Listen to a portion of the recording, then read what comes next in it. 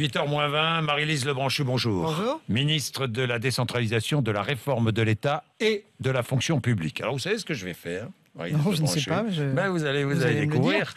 Vous étiez mon invité le 16 janvier dernier. Et vous vous engagiez ce jour-là à stopper le gel du salaire des fonctionnaires. On va vous écouter. Je vais m'écouter, j'adore. Sur les traitements des fonctionnaires, un mot, ils vont continuer à être gelés ou pas? Ils ne seront pas gelés jusqu'à la fin de la mandature. Si je vous disais ça, je ferais Ils une ne seront erreur. pas gelés jusqu'à mandature. 2017. Non, ceci étant, le mais Premier ça, ministre lui-même ça, et j'imagine. seul pourra prendre cette décision. Voilà. Donc, c'est clair. 16 janvier, ils n'étaient pas gelés, et maintenant, ils le sont, quoi. Le Premier ministre et lui seul pourra prendre cette décision. Le Premier ministre a eu des propos extrêmement clairs Le hier. Premier ministre a changé, quand même, entre-temps. Oui, mais je vous rappelle qu'entre-temps aussi, et j'espère que vous l'avez noté, depuis donc le mois de février, nous avons augmenté les catégories C. Je vous avais expliqué, vous me l'aviez permis, le point d'indice, c'est une augmentation en pourcentage pour tout le monde. Augmenter les catégories C, c'était répondre à un devoir de solidarité envers la fonction publique. On retrouve d'ailleurs le parallélisme avec la solidarité que le Premier ministre a demandé. On gèle des prestations sociales, sauf les minima sociaux, c'est-à-dire sauf celles des plus défavorisés. Solidarité du fonctionnement de l'État, bien sûr, on avait diminué de 30% les salaires des ministres, du président, du Premier ministre. Et moi, je vais appeler à un geste de solidarité des plus hauts salaires, par exemple des fonctionnaires. Ceux qui gagnent plus qu'un ministre, pourquoi pas, pourraient peut-être faire un geste pour que les catégories C, ceux qui s'occupent... C'est ce que vous annoncez ce matin. Vous allez demander aux fonctionnaires les mieux payés de faire un geste qui serait... Oui, et Quel geste, par exemple Attendez, on ne fait pas ça comme ça autour d'une table de radio. Non, mais je suis d'accord. Mais c'est vrai que nous avons, au mois de mai, une négociation. On en avait longuement débattu aussi. Oui. Vous pourriez reprendre les mots. Je maintiens ce que j'avais dit. Sur les traitements, les parcours professionnels, les mobilités, l'allongement des carrières, puisque vous savez qu'on a allongé les carrières. Il faut qu'elles soient donc plus intéressantes. Il faut que nos fonctionnaires soient motivés. Le Premier ministre, d'ailleurs, a tenu à leur rendre hommage. Donc, tout ça va être discuté au mois de mai. Nonobstant ce qu'a dit le Premier ministre hier. Mais j'entends aussi, bien sûr, parler beaucoup du point d'indice, comme vous venez de le faire.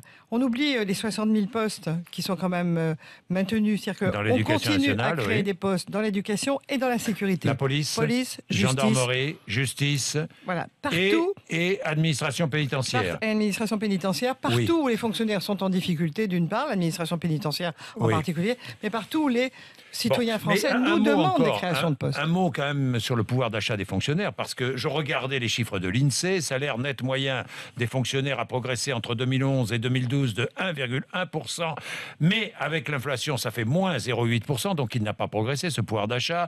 Pour les fonctionnaires territoriaux, c'est moins 0,5 avec l'inflation, et pour la fonction hospitalière, c'est moins 0,6 en moyenne avec l'inflation. Donc le pouvoir d'achat des fonctionnaires baisse. Quand vous prenez le total de la masse salariale, mais je vous rappelle que 1 870 000 d'entre eux, depuis le mois de février de cette année ou mars, suivant avec un rappel, ont été augmentés et sont augmentés sur 2 ans, parce que moi j'ai estimé, comme le Premier ministre pour le SMIC, il annonce une baisse des cotisations pour augmenter de 500 € par an le SMIC. J'ai estimé, en accord avec le Premier ministre, que c'était les catégories, c'était les gens qui sont payés à peine plus que le SMIC, qui avaient besoin de nous. Pourquoi ? Parce qu'ils ont des métiers difficiles. Ce sont les assistants maternels dans les écoles, mais ce sont les personnes âgées qui sont à prendre en charge, nuit et jour, etc. Ce sont des gens qui ont des métiers difficiles, qui ont des métiers essentiels au service public, donc à nos citoyens, et qui sont très mal payés. Donc on a fait ce choix, c'est pas au pourcentage pour tout le monde, c'est d'abord ceux qui ont le plus petits salaires et qui sont indispensables au fonctionnement de notre service public. Oui, Marie-Lise Lebranchu, est-ce que le délai de carence dans la fonction publique sera rétabli ? Le jour de carence. Le jour de carence, oui. Le jour je de vous délai ai de déjà carence. dit, je vous le redis, si dans la négociation, je reviens sur ce jour de carence, je vais avoir des syndicats qui, en responsabilité, vont me demander d'aligner la situation des salariés publics sur les salariés du privé. 77% des salariés du privé, dans les groupes en particulier, ont une caisse de prévoyance qui leur permet de couvrir ce jour de carence. Donc, ils n'ont pas de jour de carence. 48 ou 9% maintenant dans les petites entreprises. Ça veut dire quoi ? Ça veut dire que si on veut aligner absolument les fonctionnaires sur les salariés du privé pour le jour de carence, il faudra que je commence la négociation d'une caisse de prévoyance. Et je peux vous dire que financièrement, ce n'est pas plus intéressant, peut-être beaucoup moins. Et les fonctionnaires commencent effectivement à poser la question. Parce qu'on ne dit jamais que les fonctionnaires n'ont pas de complémentaire santé, que les fonctionnaires n'ont pas de régime de prévoyance et que leur retraite n'est calculée que sur leur traitement de base. Pas de rétablissement du jour de carence aujourd'hui, en l'état. Je ne vois pas comment je leur demanderais de payer, eux, une cotisation à une caisse de prévoyance, parce que je ne veux pas qu'on dise... Si vous ne les augmentez pas, remarquez, oui, ça c'est sûr. On ne les augmente pas, ils participent à la solidarité, et je ne veux pas qu'on dise en plus que les fonctionnaires profitent d'une situation, parce que ce n'est pas vrai. Ce sont des gens qui font fonctionner nos services publics, la route, le train, l'école...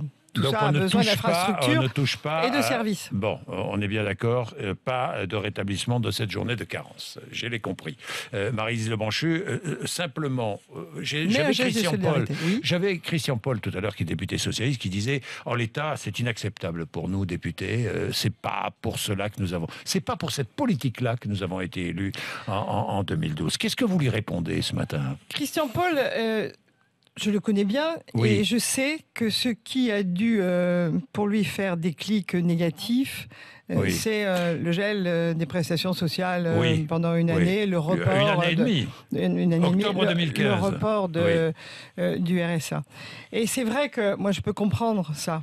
Oui. Le problème qu'on a, la question du gouvernement, c'est de dire, est-ce que je donne le coup de pied au fond de la piscine, je redémarre et je fais fonctionner ce pays en sauvant son modèle social, parce que nous voulons sauver un modèle social. Le modèle social, c'est quoi? Ce sont des retraites, c'est une assurance chômage, c'est une sécurité sociale, c'est l'école gratuite, etc. C'est ça notre modèle. Pour ça, il faut tirer un petit peu cette année, et c'est vrai que sur les prestations sociales, ça va être l'indexation, pardonnez-moi, va être reportée de quelques mois, avec une inflation qui est très basse quand même. Et je pense qu'il faut prendre ça en compte. Ce qu'a voulu le Premier ministre... ça fait moins de pouvoir d'achat, pardon, quand même. Hein. C'est un plan... Moins d'allocations familiales, moins d'allocations logement, ça fait moins de pouvoir d'achat. C'est pas moins, c'est une indexation reportée de quelques mois. Puisque oui, d'accord, comme ça nous allons l'inflation progresse. L'inflation est très faible. Oui, non, mais d'accord, mais même si elle est très faible. Nous avons à sauver un modèle social. On ne fait pas des économies pour faire mal à la France, on fait des économies pour qu'une France grande soit une France juste, et nous voulons garder ce modèle social. D'autres pays ont commencé à toucher à leur modèle social, et il était déjà inférieur au nôtre. Donc, ne laissons personne sur le bord du chemin. Regardez les minima sociaux, c'est-à-dire ceux qui ont le plus besoin de nous tous, de notre solidarité, ceux-là seront épargnés. Le SMIC verra... une cotisation salariale baissée pour qu'il augmente de 500 € sur une année. Personne sur le bord du chemin, un effort partagé, mais un effort juste. Et je pense que cette recherche de justice, effectivement, elle est au rendez-vous, même si, je le reconnais, je le dis, le Premier ministre l'a dit lui-même, c'est difficile, mais on va y arriver. Et la France va se redresser. Les collectivités locales, vous avez en charge ce dossier-là, ça va être lourd, là, avec la réforme. Hein. La réforme, moi, je ne trouve on pas divise que ce soit par lourd. deux. Non, vous ne trouvez pas ça? On divise... Non, parce que je vois les oppositions, déjà, vous les entendez de tous les côtés. Je vois les enthousiasmes aussi, je ne vois pas que les oppositions. Et on a une lecture différente du monde. Non, mais moi j'entends les oppositions dans votre camp, hein, notamment tous les présidents de région, pas tous, mais certains. Certains qui ne veulent pas de rapprochement, de fusion, de diminution du nombre de régions. J'ai vu que vous aviez la volonté de renforcer l'intercommunalité. Est-ce vrai? Oui. Et est-il vrai que les dotations versées par l'État ne seront versées qu'aux intercommunalités? Alors, ce débat n'est pas tranché, mais il est très intéressant. Parce que nos citoyens ne savent pas qu'aujourd'hui, l'État, c'est-à-dire eux, verse la dotation aux communes et les communes se répartissent les dotations en fonction... L'État donne l'argent aux communes et les communes répartissent cet argent en fonction des besoins. L'interco, après, on se redistribue. C'est très compliqué. Très compliqué, un système très compliqué. L'argent va pas disparaître, mais il y a du gaspillage. Ce qu'a dit le Premier ministre, et ce qui est intéressant, c'est qu'il faut que nous regardions, nous, la vie de chaque citoyen français, c'est-à-dire son bassin de vie. Je disais l'autre jour, je le redis encore... Une personne qui est partie ce matin, qui est ce matin dans sa voiture, a déposé son enfant à la crèche dans une commune, l'autre enfant qui est plus grand va aller au collège dans une autre interco, et peut-être qu'elle travaille dans une troisième intercommunalité. Nous n'avons pas adapté la structure territoriale de notre pays à la vie de nos concitoyens. Nous devons le faire. Logement, transport, services, école...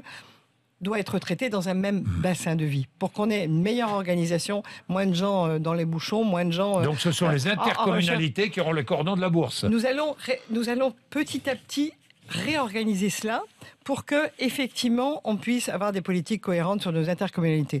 Quand on regarde de très près ce qui se passe aujourd'hui, eh bien presque 80% de l'investissement est confié à l'intercommunalité. Donc soyons précis, soyons méthodiques. On va effectivement monter ces intercommunalités et faire en sorte que le citoyen soit mieux servi, puisque le rôle d'une collectivité, c'est bien le service public. Merci Marie-Lise Lebranchu.